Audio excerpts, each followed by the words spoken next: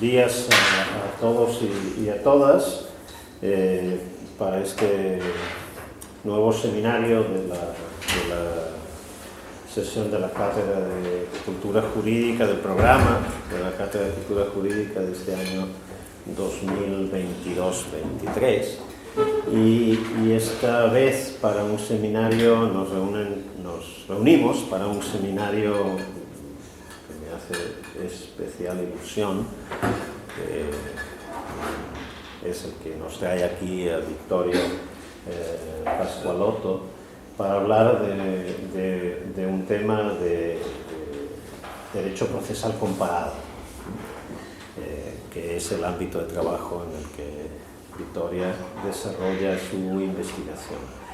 Vittoria estudió en la Universidade Federal do Rio Grande do Sul y es investigadora también del Instituto Brasileiro de Derecho Processual y ha publicado recientemente este libro, Proceso Civil Comparado, do Direito Comparado, a comparação no proceso civil, que creo un excelente libro, que gracias a su aportación también estará en la biblioteca a partir de ahora, y del que saldrá también, de cuya investigación saldrá también la presentación que hoy nos hará aquí.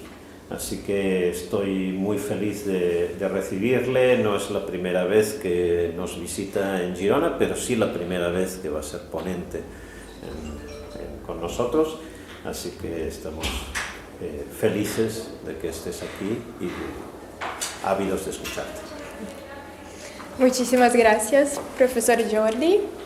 Entonces, buenos días a todas y todos. Mi nombre es Victoria Pasqualotto.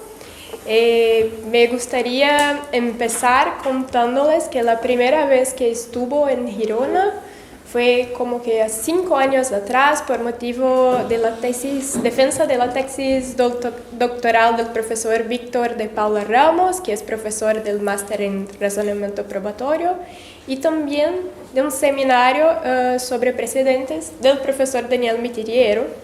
Y yo todavía estaba en el grado y me fascinó completamente la seriedad de los estudios que son conducidos aquí, la seriedad de las críticas de los alumnos y de los profesores. Yo no pensaba que un día podría volver acá para hablar con ustedes sobre un tema que me interesa tantísimo.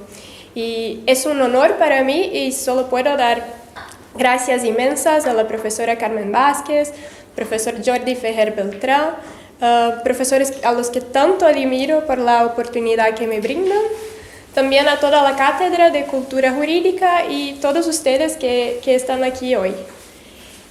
Bueno, me gustaría hablar con ustedes sobre cómo se ha desarrollado la comparación a lo largo de los años, en un primer momento en una perspectiva más general de derecho comparado como un todo, y después en especial en una área que es de mi interés, que es el derecho procesal civil.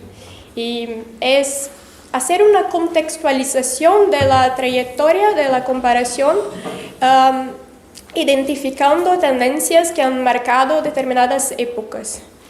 Me gusta pensar la comparación como los mapas. Yo creo que es una metáfora interesante, porque si pensamos en mapas geográficos, en cartografía, nosotros tenemos proyecciones distintas y escalas distintas. Tenemos, por ejemplo, las proyecciones, no sé si se acuerdan de las aulas de geografía, proyecciones de Mercator, proyecciones cónicas, que a depender de la mirada que nosotros damos para el mundo, las representaciones son distintas. Y también las escalas, porque a depender del objetivo de una elaboración de un mapa, podemos utilizar una métrica mayor o menor, es decir, con más o menos detalles. Por eso es interesante contextualizar la comparación y explicitar sus bases para también tener un mayor control tanto la elaboración sobre el derecho extranjero como también sobre las actividades, los trabajos de comparado, y para que se evite también que se tomen como una premisa apolítica, porque son representaciones que, como todas las actividades doctrinales, están rodeadas de decisiones sujetas a mayor o menor problematización. Y así lo pone, por ejemplo, el profesor Michele Tarufo cuando se refiere a algunas propagandas ideológicas de proyectos culturales que subyacen a algunas de las contraposiciones que tenemos como tradicionales en la comparación.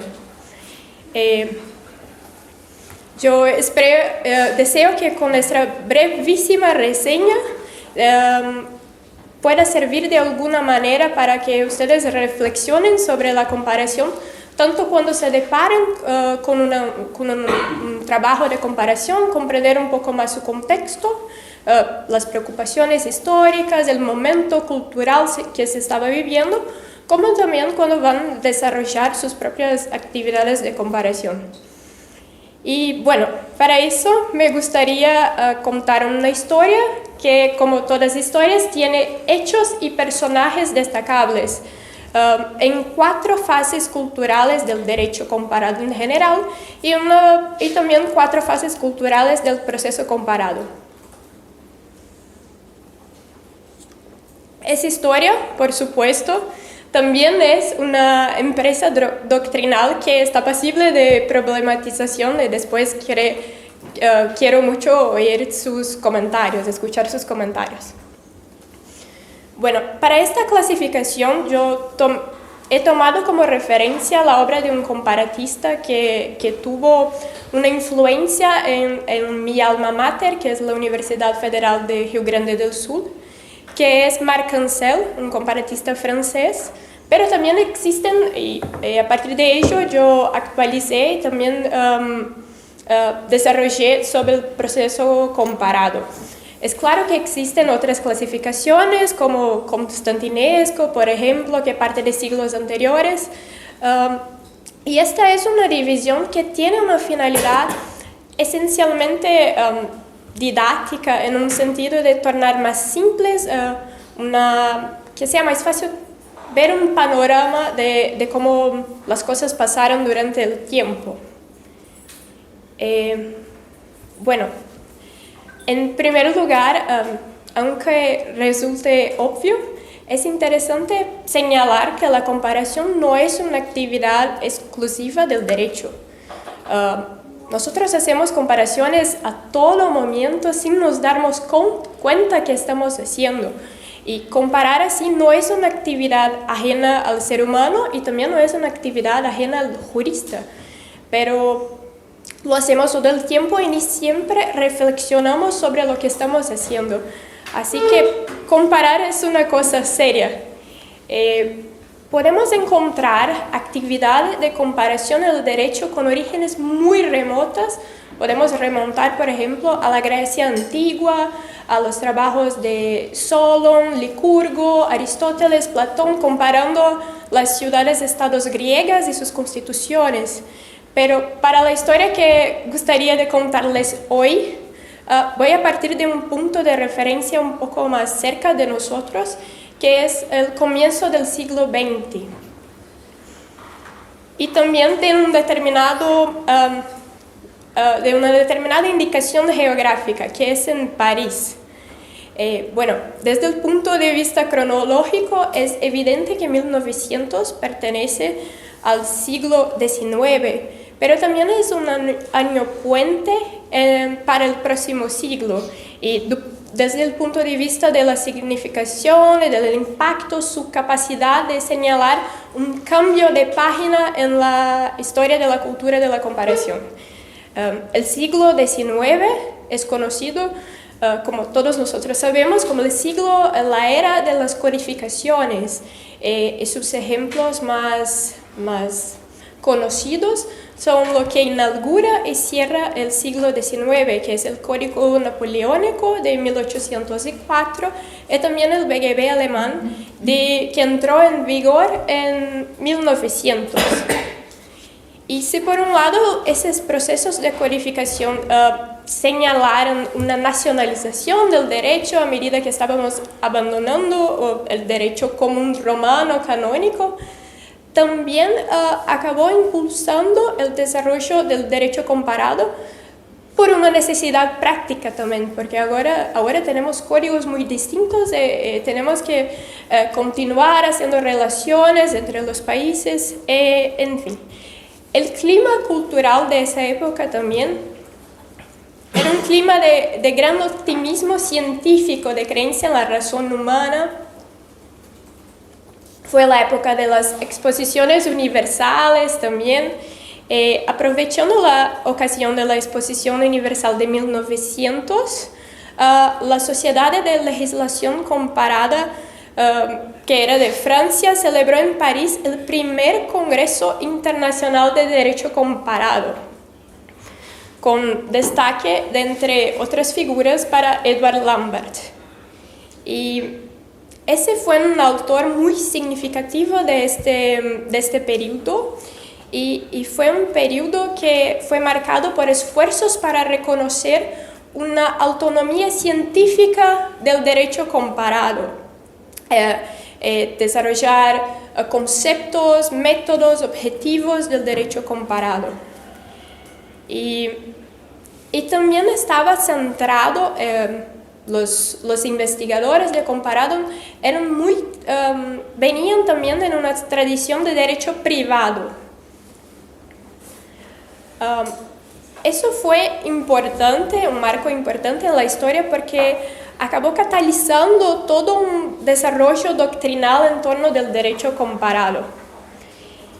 Y por eso muchos autores consideran 1900 como la fecha de nacimiento del derecho comparado como conocemos hoy. Pero, ¿cómo era esa comparación en la época? Teníamos los códigos y una necesidad práctica, pero la idea era que esencialmente se comparaba lo que se creía que era comparable, en búsqueda de semejanzas también, a encontrar un fondo común entre los derechos de las civilizaciones, de las civilizaciones civilizadas. Y esto acabó dando lugar a una comparación restringida esencialmente sobre las normas de derecho privado de algunos países de Europa continental. Y aquí el ejemplo más elocuente es la comparación entre el Código Napoleónico y el BGB alemán. Y más ampliamente entre el derecho de tradición romana y el derecho de tradición germánica. Y para comparar, hacían esencialmente una colisión de textos, una juxtaposición de textos legislativos.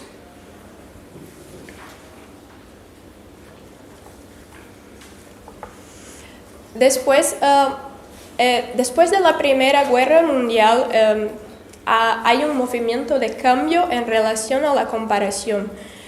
Tenemos un periodo muy importante de desarrollo de instituciones, de institutos de derecho comparado, porque si vamos a comparar también necesitamos de los medios. Y es, por ejemplo, en ese periodo que surge el Instituto Kaiser Wilhelm, que después va a se tornar el Instituto Max Planck. También podemos pensar en UNIDROIT, la creación de UNIDROIT en Roma por el esfuerzo de Vittorio Scialoia, y también el Estatuto de la Corte Permanente de Justicia Internacional, que es de esa época, que decía, y dice hasta hoy en su artículo 38, que la Corte considerará los principios generales de derecho reconocidos por las naciones civilizadas. Pero lo más importante, creo que de este periodo, se empieza en ese periodo, pero solo se siente con más énfasis en la próxima fase, es que se rompe la barrera de comparación centrada en este binomio romanismo-germanismo, y se produce lo que los autores llaman del descubrimiento del common law por los comparatistas europeos continentales. Y empieza así una fase que pone grande énfasis en la comparación entre common law y civil law. Y eso cambia las cosas porque vamos a comparar tradiciones distintas. ¿Cómo vamos a hacerlo? No podemos más contraponer una juxtaposición de textos legislativos porque eso no va a servir para comparar civil law y common law. Y esta ampliación entonces del objeto de la comparación también exigía un cambio de sus métodos. Y aquí empieza el desarrollo del método funcional que en la próxima fase se consagrará como el método de derecho comparado.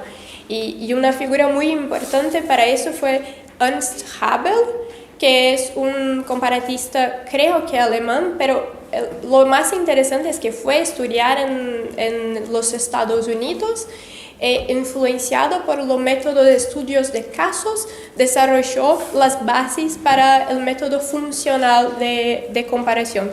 Y así nosotros vemos que empieza a cambiar una mirada de las estructuras de derecho comparado también para las funciones de derecho comparado.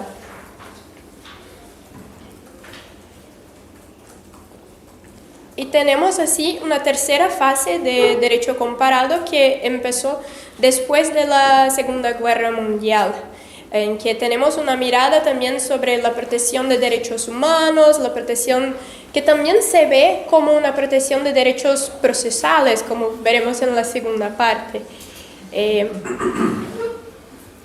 También tenemos la influencia de procesos de descolonización, que es algo que América Latina ya sentía antes, pero nosotros vemos en otros países después de la Segunda Guerra Mundial también. Y los comparatistas se deparaban con sistemas que no se encajaban también en nuestra simple contraposición como lo civil law, y tenemos que pensar en otras clasificaciones también. Pero si eso pasaba de un lado, de un otro lado, fue totalmente la consagración de la comparación entre civil law y common law, que ganó una fuerza tremenda en esta fase.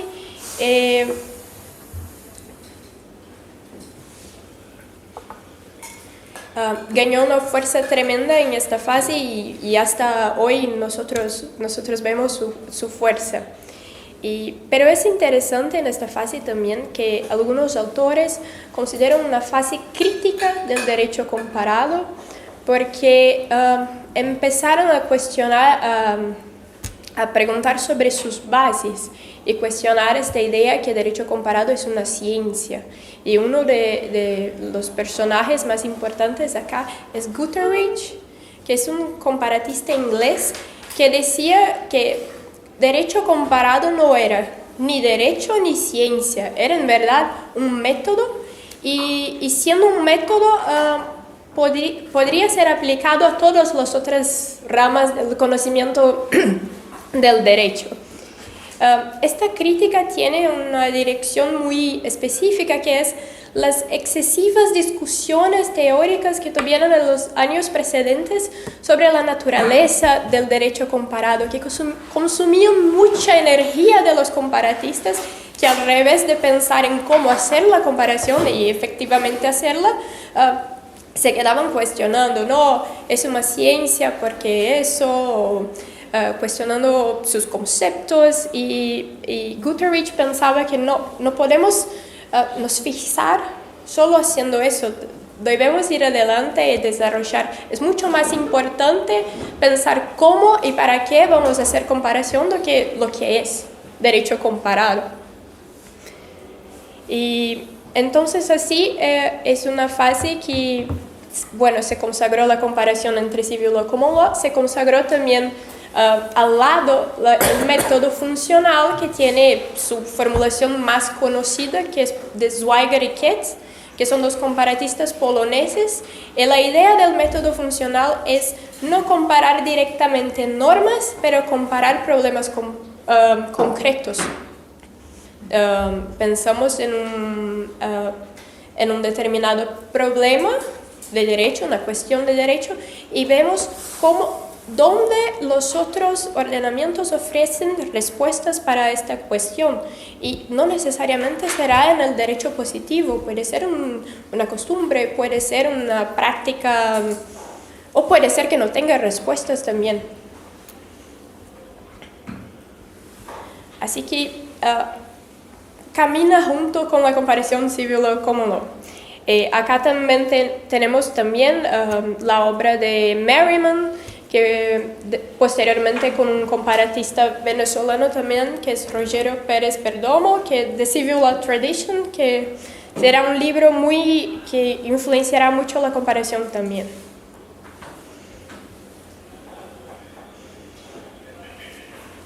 Y bueno, en este momento también tenemos comparación con base en otras categorías, por ejemplo, la comparación entre derecho de países soviéticos y derecho de países capitalistas. Pero después del 1989, esto perdió su importancia.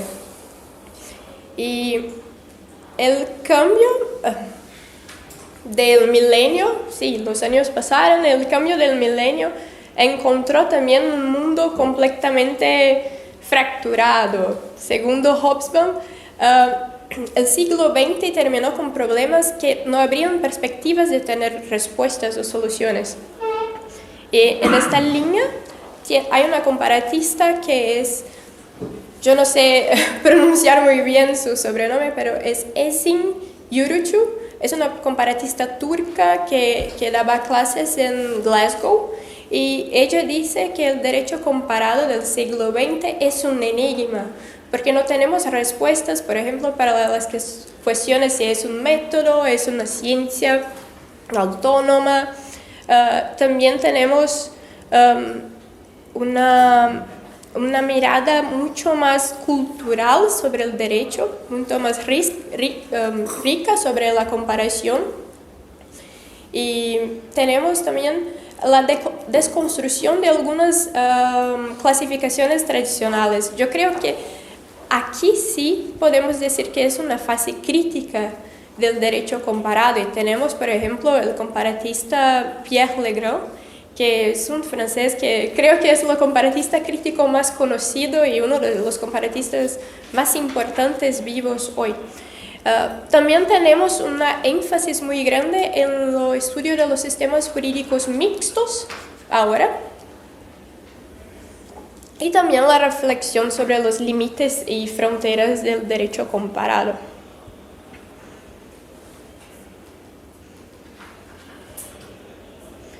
Y bueno, para una respuesta que yo puedo darles, y podemos discutir sobre eso, sobre qué es el derecho comparado al final.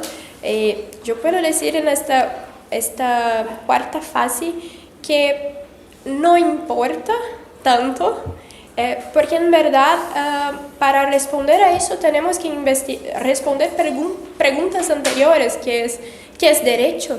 ¿Qué es método? ¿Qué es ciencia? Y así creo que es una cuestión que no es propiamente de derecho comparado, sino de otras ramas del conocimiento, y debemos seguir adelante.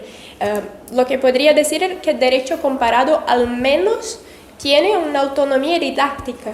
Podemos estudiar derecho comparado apartado, pero sin perder de vista también las otras ramas del derecho, porque efectivamente su objeto de análisis son las diferentes ramas del derecho. No sé si ontológicamente sea una cosa distinta. Pero bueno, aunque a veces no necesitamos tener respuestas para todo y necesitamos seguir adelante. La comparación ahora en derecho procesal civil. Se fue en París en el comienzo del siglo XX, que tenemos un marco importante para el desarrollo del derecho comparado.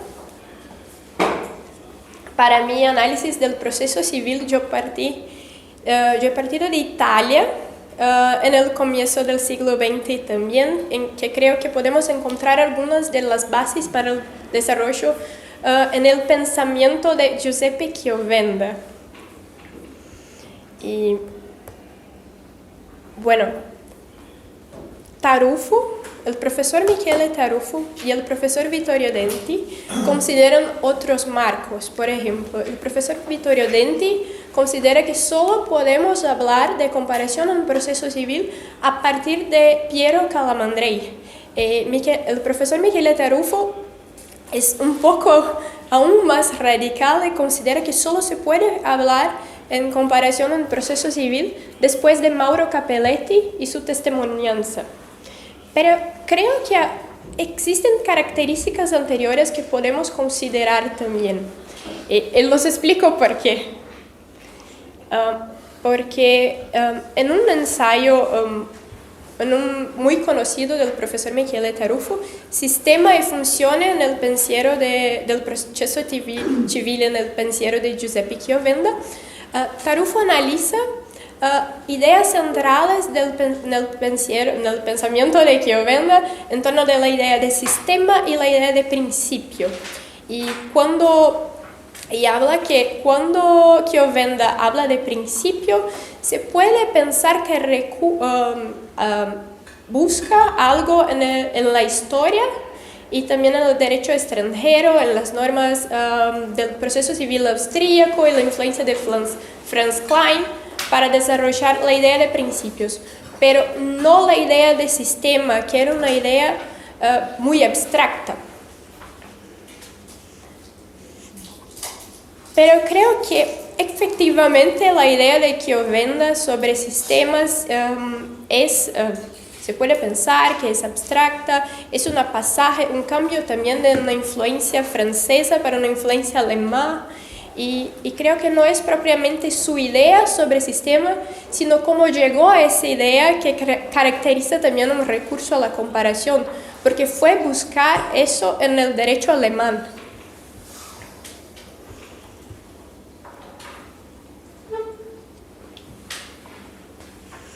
Y Chiovenda en sus ensayos dice que el proceso civil no podría escapar de lo que estaba pasando en esta época en las otras ramas del derecho, que es lo que llama yo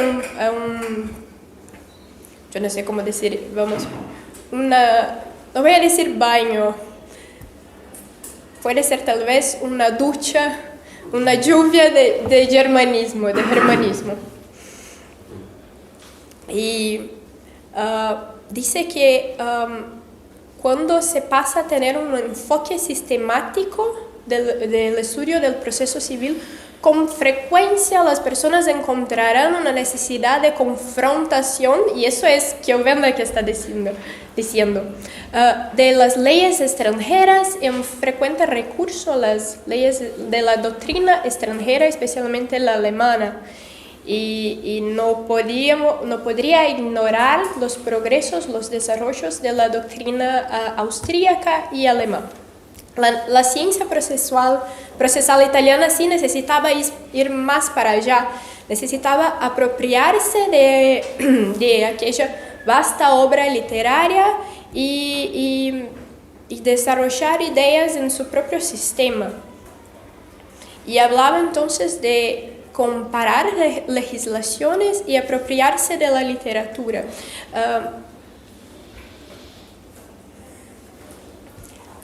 Es claro que en este momento no hay una conciencia muy grande acerca de la comparación, pero debemos reconocer que efectivamente tuvo comparación de manera más o menos reflexiva.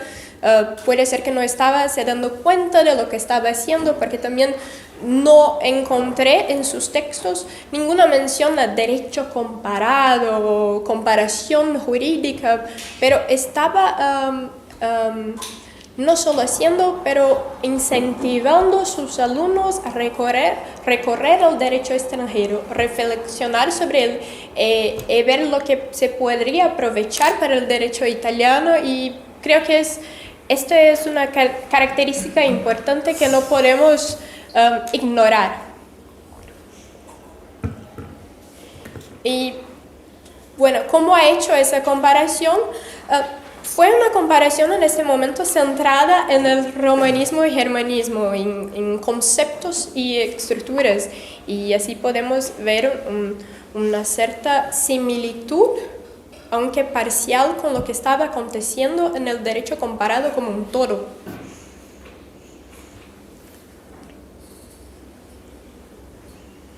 Y otra característica importante es, bueno, estaba muy centrado el derecho procesal en el desarrollo de conceptos y estructuras, y por eso podemos pensar que no era un periodo muy interesante para la comparación, pero fue precisamente estos conceptos e estructuras que acabaron formando un punto de referencia para hacer comparación después, porque así teníamos una métrica, un punto de referencia para comparar.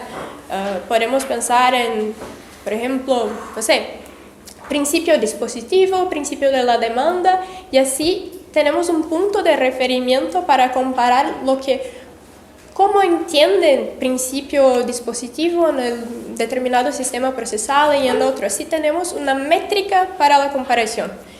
Y en ese sentido, que respetuosamente divergiendo un poco del profesor Tarufo y profesor Denti, creo que se puede afirmar que de algún modo existía una orientación de derecho comparado antes de Calamandrei y antes de Cappelletti.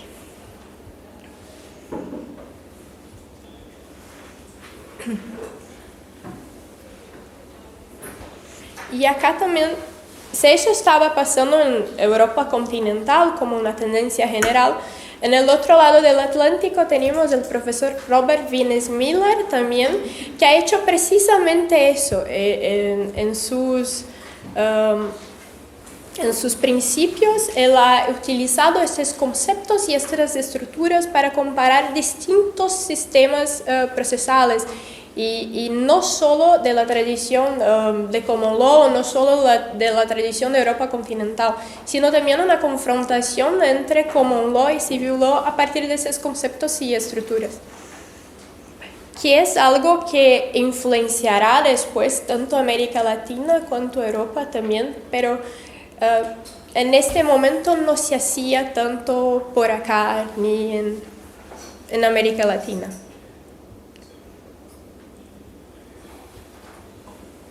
Así que en esta fase no teníamos una visión muy clara sobre el proceso comparado y sus objetivos. Tuvimos también un cambio del paradigma francés para el paradigma alemán.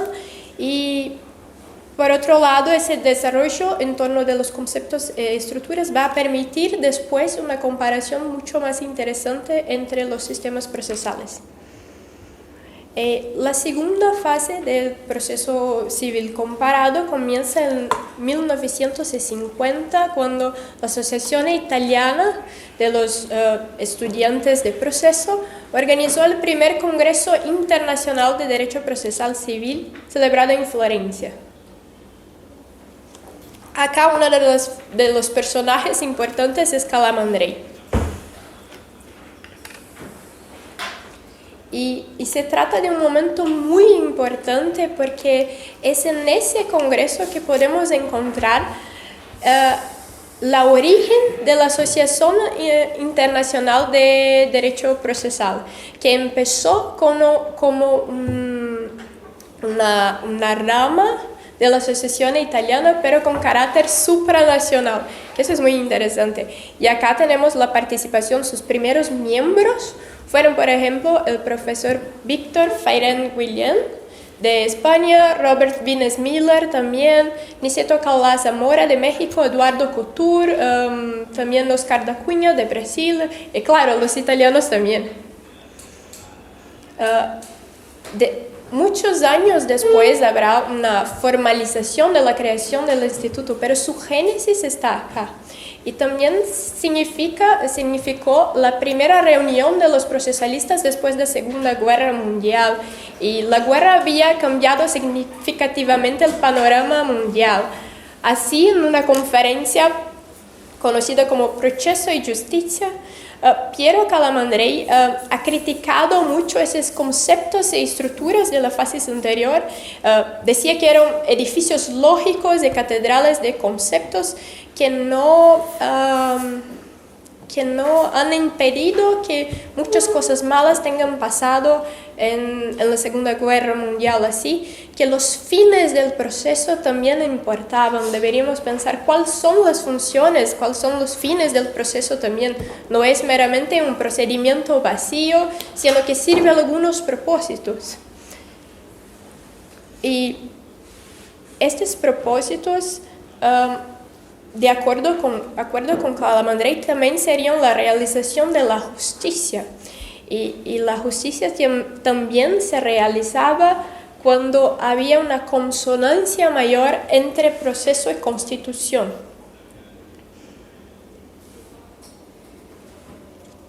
Y aquí Calamandrei destaca el protagonismo de otro procesualista, no más un europeo, pero un latinoamericano, que es Eduardo Couture, que algunos años antes, en 1046, estaba hablando de las garantías constitucionales del proceso civil.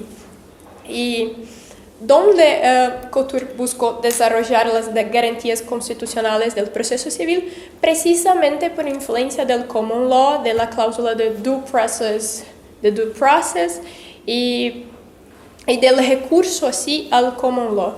Y también Couture mostraba cómo que había una disonancia entre los códigos procesales y las constituciones, especialmente en América Latina, porque teníamos códigos procesales con muy marcados por una tradición romano-canónica muy fuerte. Teníamos también constituciones muy inspiradas en el federalismo y constitucionalismo norteamericano.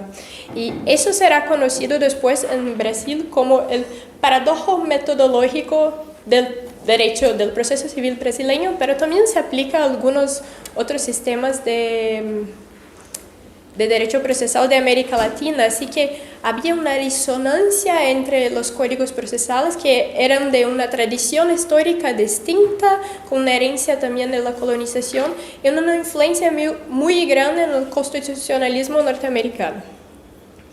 Y al rescatar eso, fue un paso muy importante para incentivar la comparación entre civil law y common law también en el proceso civil. Y así nosotros podemos pensar que la ligación entre proceso y constitución camina lado a lado con la comparación, el recurso a la comparación como law civil law en el proceso civil.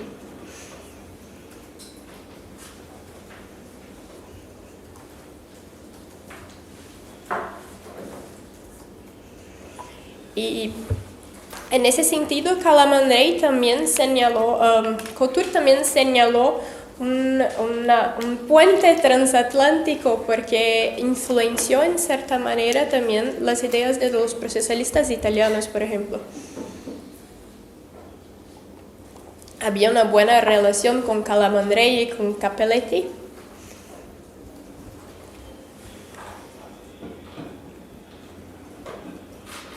Y también la traducción de la obra de Miller fue hecha en primer lugar en América Latina con un prólogo de Couture, y eso también fue muy importante para la difusión de la comparación con common law, también en la tradición romano-canónica, por así decir. Pero solo en la tercera fase del proceso civil comparado vamos a observar la aparición de teorizaciones sobre la comparación en proceso civil, o en una otra expresión, proceso civil comparado. Aquí los autores no solo hacen uso de la comparación, pero también tratan de entender cómo se hace, se preguntan sobre sus objetivos y sus métodos. Y aquí tenemos dos personajes muy importantes que son Vittorio Denti y Mauro Cappelletti. Y de acuerdo con esos autores, ellos tienen desarrollo sobre los métodos, los fines, los objetivos de derecho comparado. Derecho comparado no aparece más de una manera inconsciente en los trabajos, en las obras de Procesal, pero se pone una gran evidencia sobre ello, y es muy interesante que esos dos autores también hablan en una perspectiva cultural también para la comparación. Por ejemplo, para Denti, solo se puede hacer comparación cuando se establece una relación correcta entre derecho y cultura. Y para él es imposible comparar de una manera sin un conocimiento adecuado de los factores políticos, sociales que subyacen la evolución de los sistemas jurídicos. Y es por eso también que consideran... que Tarufo considera, por ejemplo, que la comparación solo empieza cuando tienes esta perspectiva más cultural. Se puede comprender la razón por qué cree que solo con Capelletti empezó la comparación. Y acá no solo se trata de fomentar la comparación, pero también entender cómo se hace y aprovechar sus potencialidades. Dos ejemplos, un ejemplo solo para ver un cambio de las perspectivas acá. Por ejemplo, Denti, aunque no tan analíticamente, de manera más sintética, pero analiza cómo la religión protestante, los países de religión católica, tienen no solo... lo más importante no es legislaciones distintas, pero un cambio de mentalidad en relación al derecho probatorio, por ejemplo. Él dice, por ejemplo, que el modelo adversarial de common law de Estados Unidos estaría fuertemente marcado por una ética protestante y una idea de responsabilidad personal de los actores en el proceso. Y acá tenemos una consagración definitiva de la comparación entre proceso civil de civil law y de common law. Es en esa tercera fase cuando esta dicotomía alcanza la posición de tema central de comparación en el proceso civil.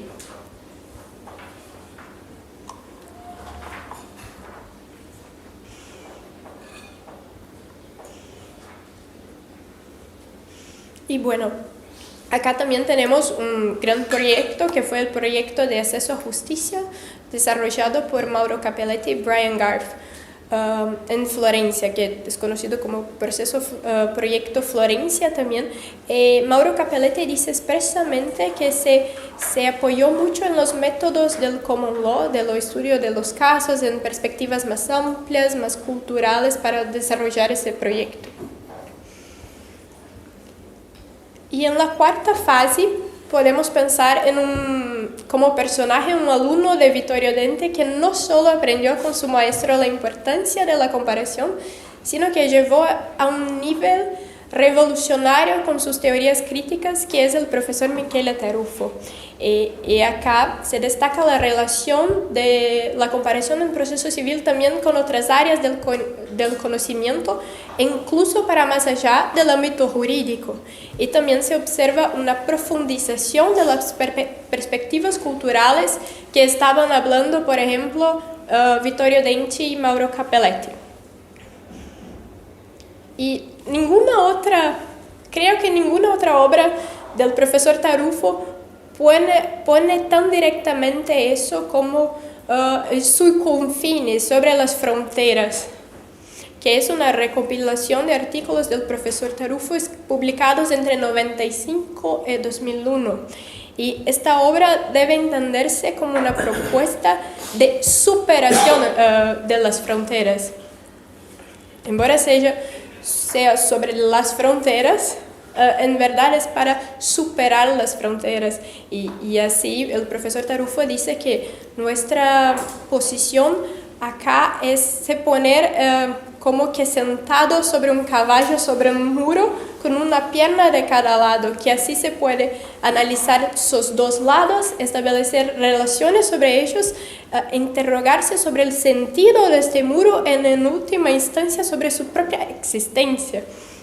Y entre las fronteras que el profesor Tarufo se propone superar son las fronteras del ordenamiento de un país, que supone también extender el estudio del proceso civil a los ordenamientos jurídicos de otros países, o al menos hacer el estudio de su proceso civil más permeable al conocimiento que se está produciendo a partir de la comparación jurídica. Y eso presupone también una abertura cultural suficiente y una actitud cosmopolita ante los problemas de la justicia civil. Y bueno, otra frontera a superar también es la relación entre proceso y otras áreas del saber, como la sociología, la psicología, la filosofía, que eso también se siente en el pensamiento del profesor Michele Tarufo en sus obras más diversas, y creo que encuentra su mayor potencia en sus estudios sobre la prueba. Y en el ámbito de la comparación, otra frontera que el profesor Tarufo propone superar son exactamente estas distinciones clásicas entre los sistemas procesales de civil law y common law.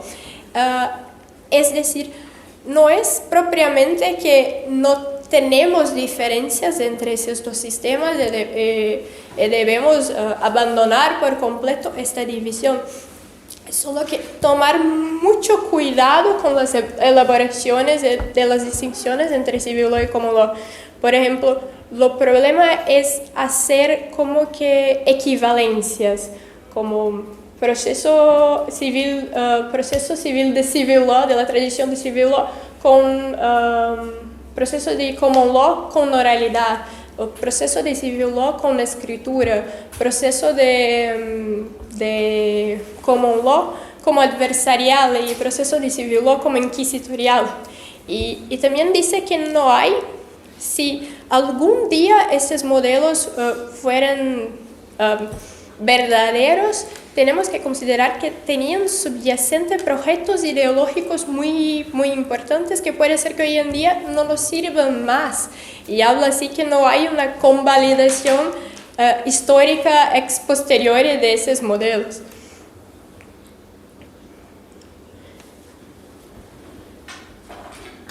Y sobre esas perspectivas culturales también podemos pensar en la obra de Oscar Chase también, que es de este momento histórico también.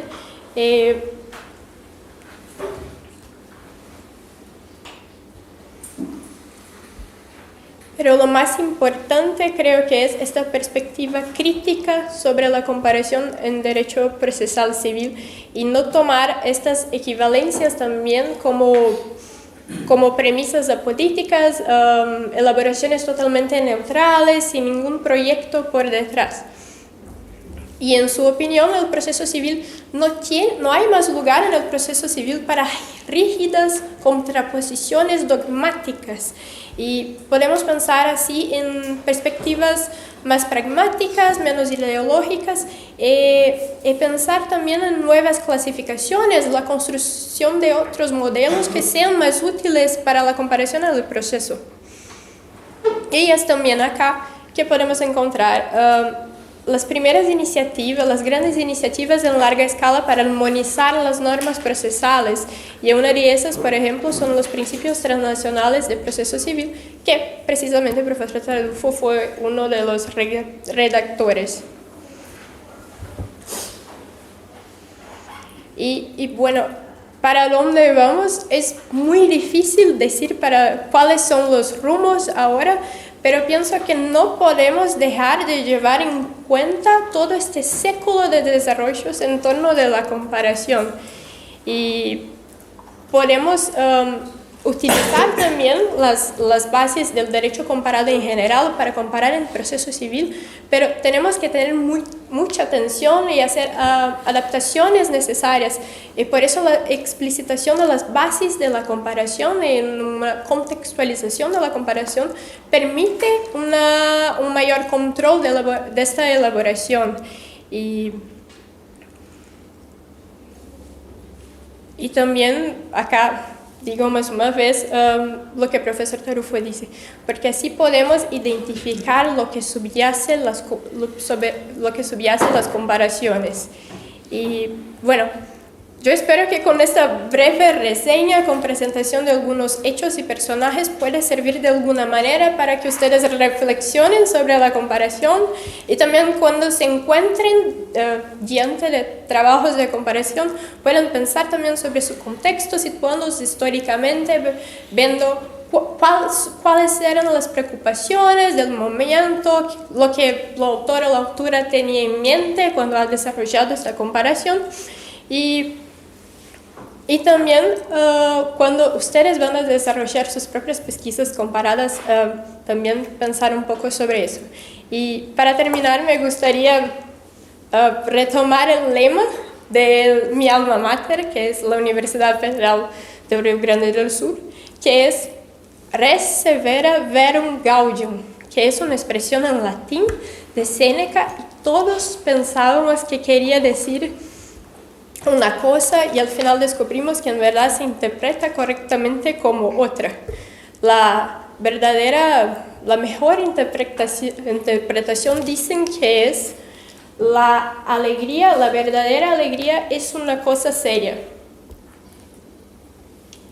Pero yo particularmente prefiero como pensábamos que se interpretaba, que es la cosa seria es la que trae la verdadera alegría. En ese sentido, hacer comparación en derecho comparado no es un mero recurso estético, no es una forma de demostrar erudición, también no es un orpelo cultural, como decía el profesor Tarufo. Es una cosa seria y que se exige responsabilidad, pero también es una cosa que puede traer grandes alegrías. Y para mí, una de esas grandes alegrías es poder estar aquí hoy hablando con ustedes. Muchas gracias.